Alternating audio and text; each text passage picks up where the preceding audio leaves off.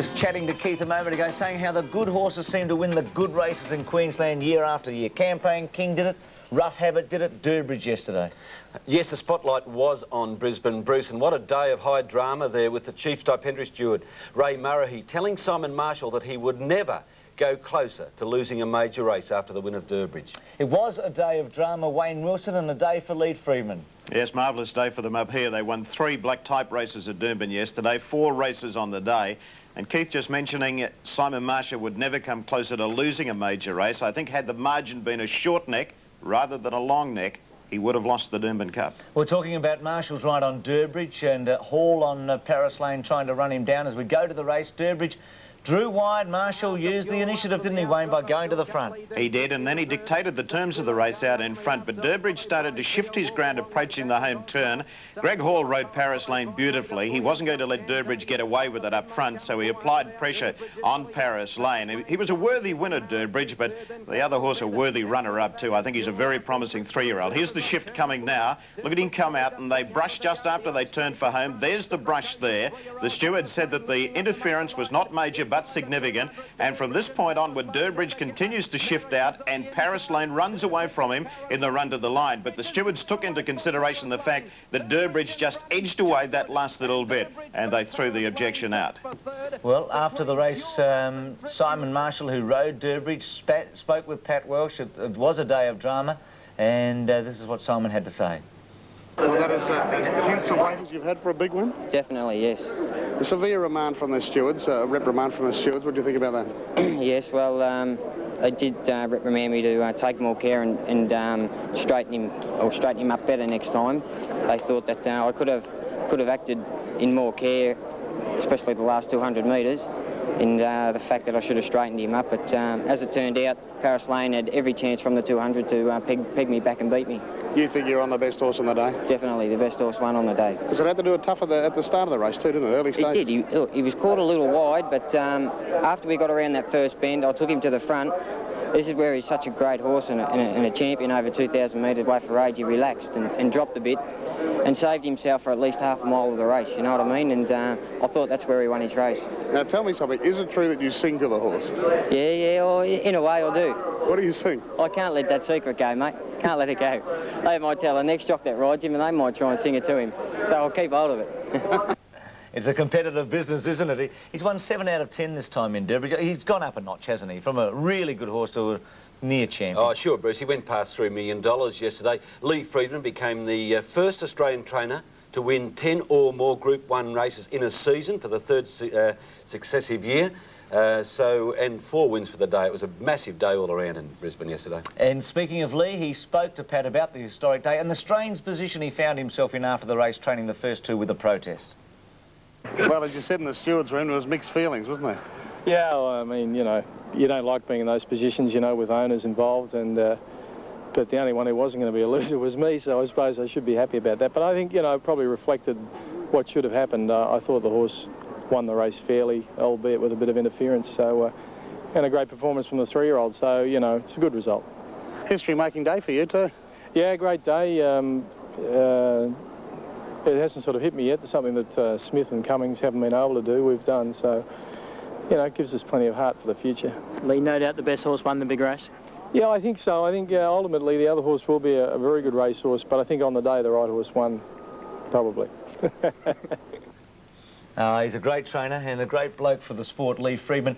Wayne, Paris Lane versus Tenor and Doremus. Your thoughts just very briefly from a Derby point of view. Well, against Tenor, I would be going with Paris Lane because Paris Lane falls into the mahogany mode in so much as you could ride him up close to the speed. He'll go to sleep, and I don't think he'll have any problems with the 2,400 metres of the Derby.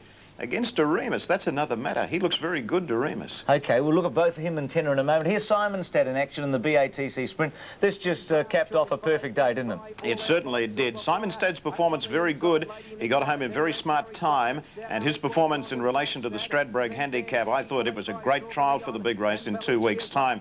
Have a look at him in the home straight. He really accelerates quickly, and he picks up a heap of ground and goes to the line to win with a lot of authority. The run by Cape Stad was very good as well. There's Simonstad. one for the outside. Cape Stad immediately behind him. They're about 4 lengths off the pace now. Dapple up just in front. All our mob looking for the run, but look at Simon Stad. He goes to them in one stride on the outside, and he raced away from them, and he went on to score very impressively. And Cape Stad running on nicely at the end to finish up in 3rd place, but an impressive win there by Simon Stad. Great win for a great tonic for one of his owners too, John Duncan. Greg Hall's day was soured later when he copped a suspension, and he now joins the Suspended Jockeys Club, and it's a pretty elite group at the moment, Bruce. Elite and growing, isn't it? I mean, so many of the top riders in the last 3 months have been suspended, and Hall out for a ride on Parketry earlier in the day.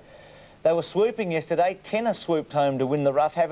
Talk about him from a Derby point of view. This horse looked good in the spring, 2nd in the Sandown Guineas, 3rd in the Hobartville earlier this preparation, and 2nd behind Mahogany in the Tulloch. His form tapered off a little bit after that, Bruce, but it seems as though he's found his best form again, because this was a tidy effort. That's him and the Cerise on the extreme outside once they hit the straight. Spotting the leader's quite a start, but he really puts in over the final stages. Magic Raider's the leader over on the inside, and he beats off several challengers, including Parketry. But look at Tenor flying on the outside. He's gobbling up the leaders. He's going to them very quickly. And he too is going to be suited by the big stretches at Eagle Farm. An impressive Derby trial there. Yeah, class record time too. Is that significant, Wayne? Yes, it is. And the final 600 metres was very good as well, Keith. He came home very quickly the last little bit. And when you're coming from back in the field wide on the track like that, it added plenty of merit to the performance. Well, Lee Freedman, we've already seen him win with Durbridge, and Simon Stad. He won the Doom and Slipper yesterday with Drum, who was outside the leader on the term. Scratched our Jarzy from the race because of a bad barrier. It indicates again the depth of the Freedman team. They have got plenty of depth in their team. I don't think there's a great deal between Drum and El Jarzy, and that opinion was confirmed by Michael Freedman this morning. He said it's only a personal opinion, but this fellow was more a running type of 2-year-old Drum, and he feels he's going to be hard to beat in the major races at Eagle Farm. He travelled very easily just off the speed, and when he released the brakes in the straight, he showed a nice turn of foot that took him clear of the opposition, and he went on to win very impressively. That's Boyd Murphy running up into 2nd place behind Drum now, but I feel the improvement factor in Drum is quite significant as well. He should pick up in the lead up to the Sires next week and the Castlemaine after that. So you liked your term there, Wayne. Drum, hard to beat. Can beat one of those. I just wonder about the form, Keith. He got beaten at Fleming. I know he's improved. I mean, he looks a horse. You know what Lee Freedman said after the race? He said that Drum may be better than his Golden Slipper winner, Dane's son, and El Jarzy. So he's a very good horse. OK, he's bred to be a good horse. I might be wrong. Oh, gee, this looks a horse. Doremus. He'd had 3 runs in New Zealand, all over 2100. Very strange preparation. The boom on him was enormous, Wayne, before the race, and he didn't let anyone down. Even before the race, they were talking about Caulfield and Melbourne Cups with him, and you can say that again, Bruce. He didn't let anyone down. He's got the white blaze, hasn't he, Wayne? Yes, and he picks up very quickly in the straight. He was stopped in his tracks as he headed for home there, but when he pulls to the outside in the straight, he's still about 5 lengths off them there. But just have a look at the amount of ground he covers with every stride, Doremus. Here he is coming after the leaders now, and look at him go to them in the last little bit. And so quickly did he finish. He raced away to win by 4 lengths, and his sectional time, 34.6 for the last 600 metres. Outstanding. And Larry Cassidy said to me after the race yesterday, from that race to Derby, a minimum 5 lengths improvement.